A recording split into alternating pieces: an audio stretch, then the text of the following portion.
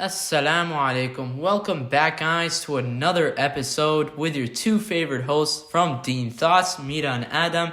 And today, episode 12, the topic will be how to not waste our time in this dunya or in this world, and how to use our time effectively how we should. So, right off the bat, I just wanted to mention a hadith, not the exact hadith, but it goes like around like this, which was the Rasul ﷺ was sitting with his Sahaba, the companions, and he told them that every person will go to Jannah through the mercy of Allah. And then the Sahaba, they were shocked, and they said, they asked the Rasul, even you, Ya Rasulullah, Ya Muhammad? And he said, yes, even me. The reason I wanted to bring this up is it's important to realize, guys, that the Rasul, as we know, he was obviously like the prophet of the whole deen, right? Like, he's the one that the Quran was nazal alayh, like it was brought down to him. Every Muslim, the Rasul gets hasanat for them because he was like the foundation of the deen, one of the foundations. So every time even someone says La ilaha illallah, every time someone reads Quran, every time he gets the hasanat for it. Imagine how much hasanat that Rasulullah has been racking up, right? Like, he has so many hasanat, and he never did a sin. And he would make like istighfar like 70 to 100 times a day. But even though he has all those hasanat, he still won't go to Jannah unless for Rabbil Alameen's mercy. Like, he'll go to Jannah with Rabbil Alameen's mercy. Showing what? Everyone needs Rabbil Alameen's mercy. You cannot do enough good deeds for you to compensate for what Rabbil Alameen has given you, right? You have even like just your body, or just your soul, the ability to see, the ability to hear, the ability to walk, the ability to run, you have so much, your health, your wealth, let alone all that stuff, right, that Rabbil Alameen has given you, and even more that I haven't mentioned. There's no way you can repay Rabbil Alameen through the deeds that you do, but that you have it through His mercy. Okay, so why am I saying this, right? Well, it's important to realize that eventually we're going to be in the grave, right? Like we talked about in our earlier episodes, right? Going to death and how scary it's going to be, seeing like the angels of death, right? Eventually we're going to be on our grave, and we're not going to have any more time to do any good deeds, right? And we may even regret that. So every day, like, you want to make sure you do something for Rabbil Alameen, because you're going to regret the time that you have wasted making TikToks or playing Fortnite or whatever. Even just wasting it on social media. Yeah, like, whatever you guys do, like, in your free time, like, I'm not saying it's haram to, like, but I'm just saying you want to make sure you use your time effectively. There's actually another hadith, I don't remember who said it, or, like, I think it was a statement of a companion, but he was saying, like, oh, son of Adam, you are just but days. And every day that passes by, a little bit of you just goes away. In the sense that, like, we're living today, but you're never going to be able to get March 21st of 2022 ever back again. You're never ever going to be able to live this day again. And this concept that every single day that passes, we're just getting one step nearer to meeting Allah subhanahu wa ta'ala. We're getting one step nearer to our day of judgment. To our day of judgment, right? And time is so limited on this dunya. We only have maximum 80, even if you live 100 years? No, actually, the Prophet Muhammad ﷺ, he mentioned that the average lifespan for us is 60. But I'm saying, even let's say you live to 100 years, that is not even enough time. We're gonna be Yawm al-Qiyamah. One day is like 1,000 years. Just standing, we're gonna do this inshallah for the continuing of our series that we were talking about at the beginning of the end. Just standing Yawm al-Hashr is 50,000 days. 50,000 So imagine, how much is that even compared to you living? That's like 1/500th of you living. There was one girl, one time the Prophet Muhammad ﷺ, I think it was maybe one prophet, I don't remember who it was, but she was crying at the grave of her son. Oh, I was gonna mention this. It was at the time of Musa, I believe. Musa or Dawood? Musa or Noah. Noah. Okay, do you want to mention it then? Yeah, sure. So she was crying at the grave of her son, and then the Prophet, whichever one, came, and he asked her, like, why are you crying? And she said he was so young. He was only like 200 years old. It was like 350, I or thought. 350, like something like wild. 300, 200. Something wild. Yeah. And she was like, he was so young. Guys, imagine. Like living 200. Back then, they lived a lot longer than we did, by the way. But imagine he was so young. She said so young, and he was 300 years old. How much time do we have? Only you may think that's the thing though. Shaitan plays that trick on your mind. Oh, you're only 20 before I die. You're only 20. You still have 20 more years, 30 more years. Don't worry about it. Just waste your time. Do whatever you want. Play video games. Go out, party, whatever. No, this is not right. You don't know if you're gonna die tomorrow. And even one of the signs of Yawm al-Qiyamah is that people are going to be dying at a younger age more frequently. That's and we're true. seeing that today. Yeah, we do see that today. I know, people just go to sleep and they I know a couple people that have died in their 20s. I know some kid who died in his sleep just randomly. Even from your school, there was a couple there was in the past year there was two people. They were 15, 16. Yeah, so imagine you don't know if you're gonna die tomorrow. Even if you have no problems. Yeah. Don't assume, I'm gonna live tomorrow. No. Each day is a blessing. Even when you wake up, that's why we say, Alhamdulillah alladhi ahyana ba'da ma amatana wa ilayhi nushur. Right? What is that saying? We praise to be Allah, the one who gave us life after death. Because every day when you sleep, takes your soul. Yeah. Okay? So the one who gave us life after death, and to him is the return. Right? I finished the story though. I don't think you finished it. Which one? The one about the girl. She was crying at her son's grave. There was more to it? Yeah. No, you don't know the rest of it. Oh, keep going. Oh, so she was dying, and the prophet was like, I don't know which prophet it was, but he was like, how old was he? And she was like, he was like 200, 350. And he was like, there'll come a time where people won't live. The average lifespan of people will be 60 years. Yeah, and she's like, if I knew that I was only going to live for 60 years, I would spend my whole life in a single prostration. In the grave. Yeah, imagine us, we're salah, praying your 5 daily prayers, if you're just doing the basic 5 minimum, it only takes 25 minutes. And some of us can't even pray our 5. So and that's the point, guys. What we're trying to get at is right now you have to assess where you are in your deen in your life. You don't want to go overboard and just right away do all the become a sheikh overnight. I'm going to become a sheikh overnight. Rabb al-Alameen wants you to ease into it. He is Ghafoor, Rahim, merciful. He knows. But not to obviously. Use that. But the point is, you want to know that, you want to, Rabb al-Alameen knows you want to ease into it. There's even a hadith I remember. Intention. Yeah, there's even a hadith I remember. Yeah, so there was a hadith I remember that it's you go walking to Allah and He'll come running, right? Yeah. So the point being, you set the intention, you even ease into the deen, and Rabb al-Alameen will... He'll make it easy. We talked about that in our first episode. Definitely. We really dove into that. So go check out our first episode, inshallah, to look more into that hadith as well. All right, so... Sorry. Go ahead. Okay. There's even one thing, I think it was... I don't know if it was Abu Bakr or Umar, but he mentioned a statement where he was that we need to live... When you wake up in the morning, you need to live your life as if you don't think you're going to make it to Aisha. And if you make it to Aisha, you need to live as if you're not going to make it to Fajr. So we're not guaranteed anything. And I think that's, YOLO, you only live once. You're only so young. You're only you're only 17, 16. We don't understand that half of our life might have passed. If you're 20, you're 40. We have to understand that we're time, we're clock, we're ticking. And people on the Day of Judgment, I think, Adam, you're going to mention this, that on the Day of Judgment, we're going to be asked about everything. Every single thing that we did. Every single minute, how we spent it.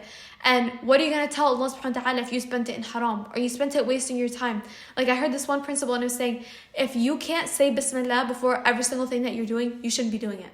If you can't say Bismillah before you're going to waste time on Instagram, you probably shouldn't be doing it. That's a good point. Or even, Asr Adin, but I'm playing Fortnite, I'm gonna waste time. Yawm al-Qiyamah, Rabb al-Alameen is gonna say, how come you didn't pray Asr on time? Yeah. I was playing Fortnite. What? No, imagine how belittling that is. Also, you're standing before Allah subhanahu wa ta'ala. How embarrassing even. He's the Lord and the King, and you're telling him, also, sorry Allah, I didn't obey you. Aslan, وَمَا خَلَقْنَا الْجِنَّ وَالْإِنسَ إِلَّا لِيَعْبُدُونَ. That's the creation we were. And kind of going back to what you were saying, and we talked about this, I think, in the episode about Allah's mercy, when you were talking about how, even our eyesight, we talked about the guy who, the guy of the story, where he's I'm going to enter into Jannah with my own good deeds. Oh, yeah. Go check that out, the episode out, inshallah, if you want to hear that as well. But it's this concept that since Allah subhanahu wa ta'ala told us the reason that we're here, to worship Him, Allah subhanahu wa ta'ala has every single right, the minute you disobey Him, to take your life away. Definitely. And to punish you, because you did what you're not meant for, that's not what you were created, to not worship Allah. If you're not doing that, He can take it. But if out of Allah subhanahu wa ta'ala's rahmah, and to give you the chance to turn to Him, and subhanAllah, like even the importance of tawbah is that it replaces all of your bad deeds, it replaces the bad deeds to good Put deeds. them in good deeds. It's out of Allah subhanahu wa ta'ala's rahmah. Alright, so let's bring up a quick hadith. There was a hadith narrated from the Prophet ﷺ that said, a person will not move on the Day of Judgment until he has been asked about 4 things: his life and in what he spent it, his knowledge and what he did with it, his wealth from where he acquired it and on what he spent it, and his body and how he wore it out. So this goes back to how we were saying, every single thing you're going to be asked about on the Day of Judgment, right? For your time or for your wealth, what did you use it for? Oh, I bought, for example, like what? I bought 24 nice skins. I don't know. I bought a Lamborghini, but I couldn't donate $20 to the masjid. Yeah. So it's okay to have fun. We're not definitely, saying you definitely. can't do halal fun. Very fun. important, halal fun. You don't want to do. But we're just saying in moderation. Moderation. Things come before other things. And even every time you want to do something, you want to make sure at least it's equal with what you do for your deen. That's true. Yeah. Right. So like, if I'm spending an hour playing video games, why don't I spend an hour making dhikr? Or why don't I spend an hour reading Quran? Or I even mentioned last time, like if you're watching a TV show, why don't you at least make dhikr during watching a TV show? Or if I'm playing a video game, make sure I made salah before I play the video game. So you want to make sure you, like, even at least do one good thing a day for Rabbil Alameen, and then work your way up. Do another thing. Okay, my goal is every day I want to read at least 1 page of Quran, or I want to donate $5 a day to the masjid, or something like that. You start with one thing, you work your way up, and Rabbil Alameen will notice that. He'll make it easier for you. He'll make it easy, because you don't want to be there on the Day of Judgment and being asked about your life and what you did with it, and then you're gonna be sitting there like, well, the whole my life I just prayed the 5 daily prayers. I did the 5 daily prayers, but then I did these other things that I wish I didn't do. Yeah. So the point, guys, like, trust me, look at it from the perspective you're gonna regret not doing more than what you've already done today. There was Ali Banat. I think a lot of you guys might know his story. The guy who says he was gifted with cancer, and I asked Allah subhanahu wa ta'ala to forgive all of our Muslimin that have passed away. But he once said a statement, and he was like, today we're living and we're doing actions with no reckoning. But when we die, it's going to be all reckoning with no actions. So the concept that right now you have the chance to turn back to Allah subhanahu wa ta'ala. You have the chance to make a change. But later, your deeds are done. The minute you die, your book is closed, and what's in there is in there. You can't add and change anything except for, like we said, like sadaqah jariyah. Definitely. And even like... But there's also sadaqah for bad, just saying. Yeah, sadaqah. We talked about that too, I think. Yeah, you want to watch out for that. Even like the companions at the times of the Prophet Muhammad sallallahu alaihi wasallam, look at how like simple their lives were. They would not even utter a word, okay? Like a little simple word that we sometimes like don't even give it its weight, without already thinking what they would say to Allah subhanahu wa ta'ala if He asked them about that. Like, how much do we just throw words out? We don't even think about our actions, or so even we don't think gossiping. about our words. Alone gossiping, guys, you don't know how bad gossiping is. Even another thing, you want to try to stay away from the bad that you do. That's true, you say words that hurt others. You want to, okay, my intention is for me, my goal is for me to stop saying those words that hurt others. And if I did, for me to go apologize to those people. That's true, for me to stop talking about people's back, stuff like that. That stuff is really huge. You guys would underestimate how big that could be. You may do all your 5 salawat, but then you talk about one person, you may lose all that. You may lose all that and even more. That's true. Like, I think it was like some imam who was saying like that your sins, they actually take all of your good deeds and they just like burn them. Mm-hmm. It's like fire. You belittle how much the sin is, right? Even though it's counted as one, we may do more sins than hasanat, unfortunately, in our lives, which is what we need to fix. But there are so many ways to attain Allah's rahmah, but we have to learn about them. We have to strive for them. And like, even I was gonna mention something and I completely forgot. But since we're taking a little pause, make sure you guys pause this video, go join our giveaway. Yeah, I'm disappointing you guys. What's going on? We want to give you guys these books before Ramadan, and there's only like 10 days left, and we've only gotten 2 people who joined it. And though we love their responses, we want more. We want it to be like a source of benefit for all of us. So pause this right now and go join the giveaway and come back and listen to the rest of the episode. All right, so you want to bring up the ayah? Yeah, go ahead. You can say it. So, Surah Al-Rum, we got a small ayah for you guys to mention. Ayah 54. أعوذ بالله من الشيطان الرجيم. الله الذي خلقكم من ضعف ثم جعل من بعد ضعف قوة ثم جعل من بعد قوة ضعفا وشيبة يخلق ما يشاء وهو العليم القدير. So the translation of this ayah is Allah subhanahu wa ta'ala, he says that Allah is He who created you in a state of weakness, then gave you strength after weakness, then after strength gave you weakness and gray hair. So this ayah just kind of shows us that there's a circle of life. You know, you're going to start off weak, you're going to get to this point when you're, you know, like at your prime age, you're energetic, you're strong, and then after that strength is going to go back to weakness. And they say like your gray hairs, and that like when you start getting old, that's a reminder that like where you're going, where you're heading. And so I wanted to mention this and to kind of tie it into a famous hadith from the Prophet Muhammad ﷺ, where he mentions that we need to benefit from 5 before 5. So he says that we need to benefit from our youth before our old age, our health before our sickness, our wealth before our poverty, our free time before we become preoccupied, and our life before our death. So everything, like we said, we're going to be asked about on the Yawm al-Qiyamah. And especially now with Ramadan coming up, like we need to mentally prepare ourselves. We need to mentally set a plan for ourselves for Ramadan, because it's only 30 days, and trust me, they're going to fly by like so quick. And a lot of times people don't plan before, so they're spending the first half or the first third of Ramadan mentally getting themselves into this mindset that they're in Ramadan, but you're already in it. So right now we have 10 days. They used to prepare the Sahabas 6 months in before. advance. Yeah.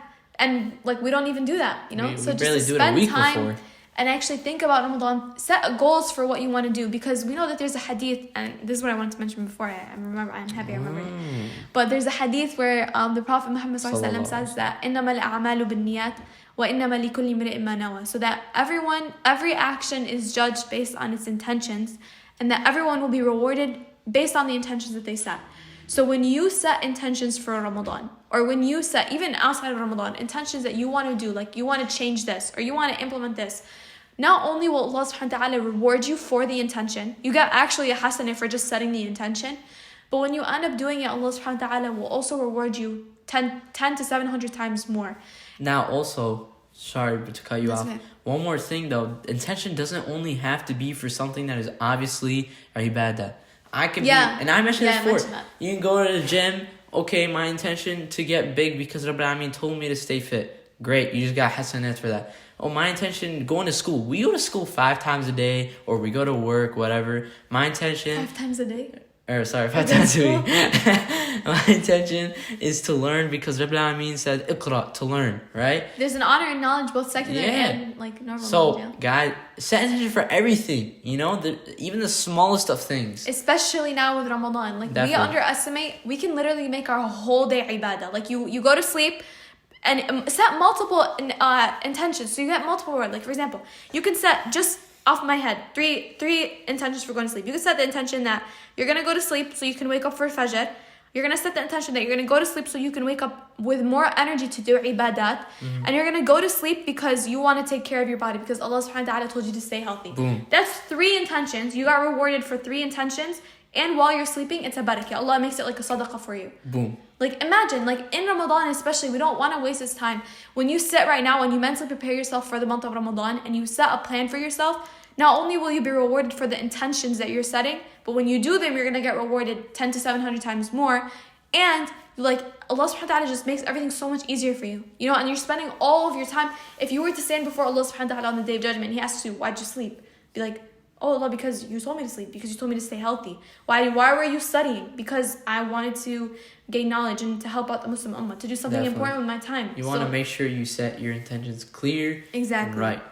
So kind of going into that, because of Ramadan and because of the importance of Ramadan, and I think a lot of us are going to be having finals and exams and everything during Ramadan. Quickly, I just wanted to mention some tips from the Quran and Sunnah for studying and inshallah to help us like crush our exams, especially with the month of Ramadan. So first thing, step 1, is to be thankful. So what do I mean by this? Be thankful for, first of all, the fact that you have the opportunity to gain knowledge, both Islamic knowledge and secular knowledge for school. Be thankful when Allah subhanahu wa ta'ala gives you a good grade. or when Allah subhanahu wa ta'ala makes a concept that was hard for you easy to understand. And because Allah subhanahu wa ta'ala, He says that when you thank Allah subhanahu wa ta'ala, He'll increase you. He'll increase you in what you were thankful for. So not only will Allah subhanahu wa ta'ala not take it away, He'll increase you in it. And being thankful is, I think, something that is very misunderstood in our religion. Being thankful is not just saying Alhamdulillah. Allah subhanahu wa ta'ala, He tells the people of Dawood, اعملوا على داود شكرا. Do thankfulness. So what do we mean by do thankfulness? For example, you set the intention, kind of going back to our intention, that for example, I am going to pray these 2 rak'ahs out of thankfulness for Allah.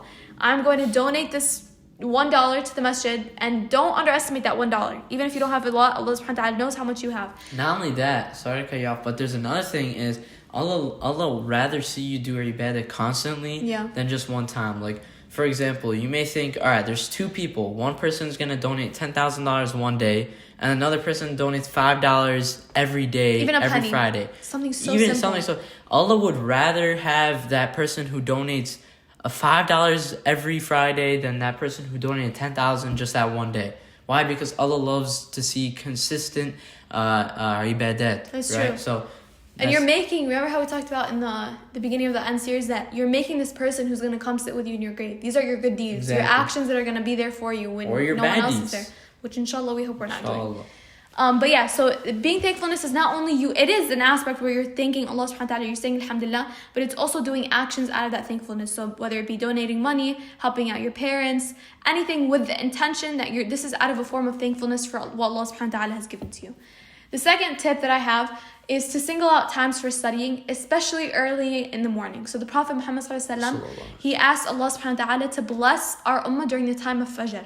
So we know that there's a blessing during the time. So Allah subhanahu wa ta'ala, He says in the Quran, wal Fajr. So when Allah subhanahu wa ta'ala swears by something, it shows that it has great importance.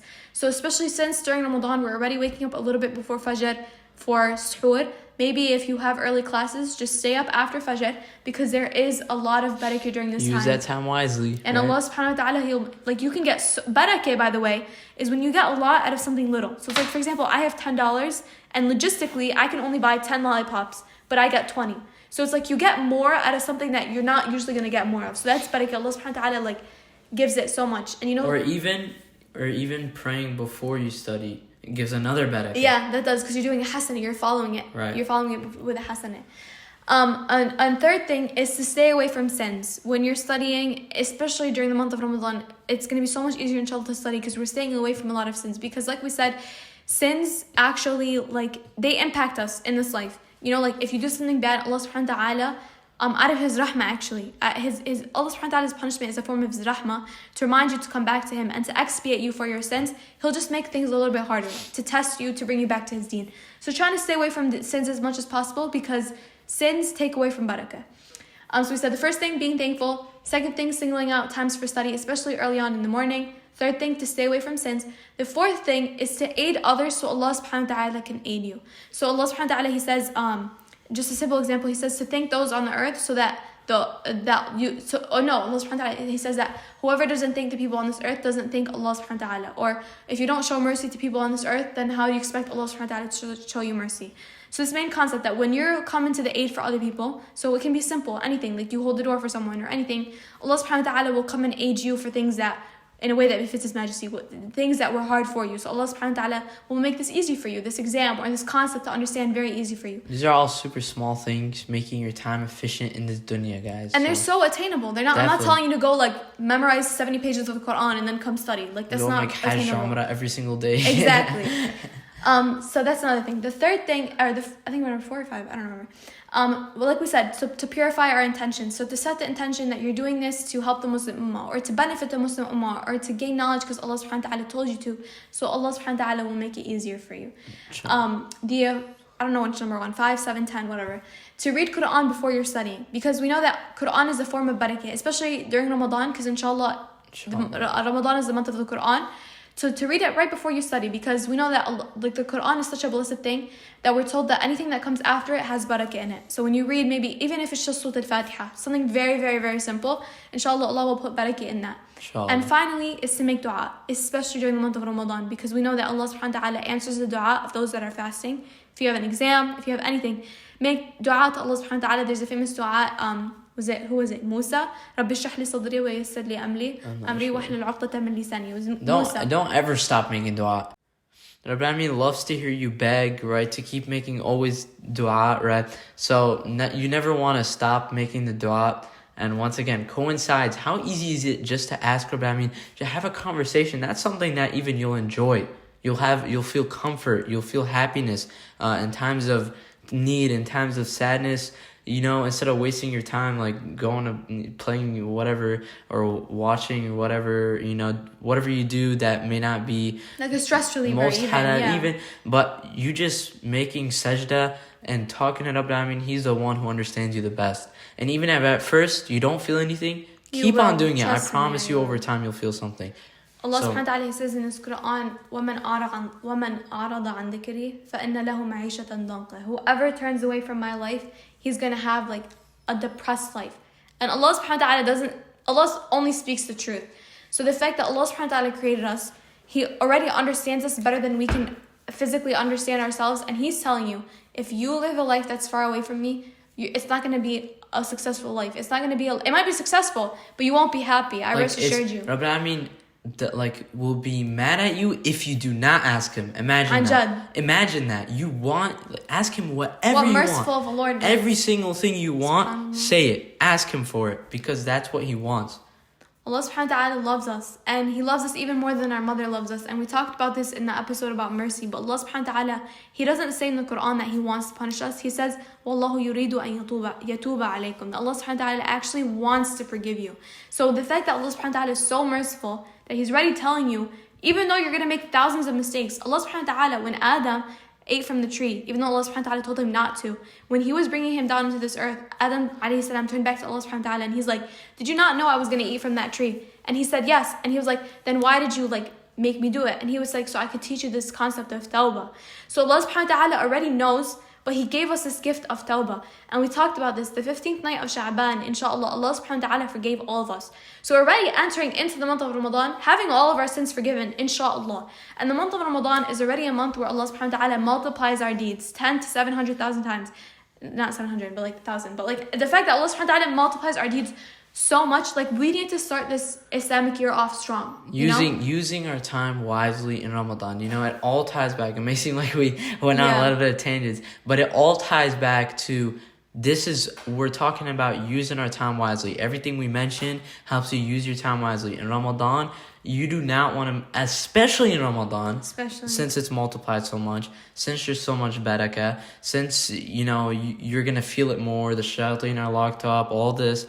You want to use your time wisely, because Yawm al-Qiyamah, while you're in your grave, no matter how many good deeds you're going to do, you're going to regret not using your time wisely. You're going to say, Ya laytani, if only I used my time wisely. Or if only I could come back to do good deeds. We have the option, we have the opportunity right now to do these good deeds. Definitely. So the takeaway for us, inshallah, sit down and think about things that you want to get done, especially during the month of Ramadan, because we make a goal. Are not guaranteed next Ramadan. We can't sit and think, oh, I'll do this next Ramadan, I'm in school. I looked at it last time. We'll be 30 when Ramadan's in winter, and we'll be 60 when Ramadan's in summer again. So the fact that we're I'll wait till it's in summer again because I'll have free time. We don't understand that even right now we have studying. We have zero responsibility other than studying. Our parents do everything for us. So use this time, kind of going back to the 5 before 5, set goals for yourself, because not only will Allah subhanahu wa ta'ala aid you to it, we can't lose this month of Ramadan. It's like a rat race, honestly. Definitely. And we live in a world where the day of judgment just seems so close. The world has gotten so crazy right now. So the goal of Ramadan, we could go on about exactly. The goal of Ramadan is that we get into Ramadan, we have a super high iman boost, so that when we leave Ramadan, it's natural that our iman is going to dip down, but it's not going to dip down back to the point where we were before we entered it. So inshallah, across the years, Ramadan is something that's supposed to higher our iman continuously, so we reach a new norm after every single Ramadan. You wanna get into this Ramadan and get out of it with a higher iman, a new person, inshallah. New goals. Right now, maybe you're not studying the sunnah of just Fajr, but after Ramadan, maybe you're studying all the sunnah.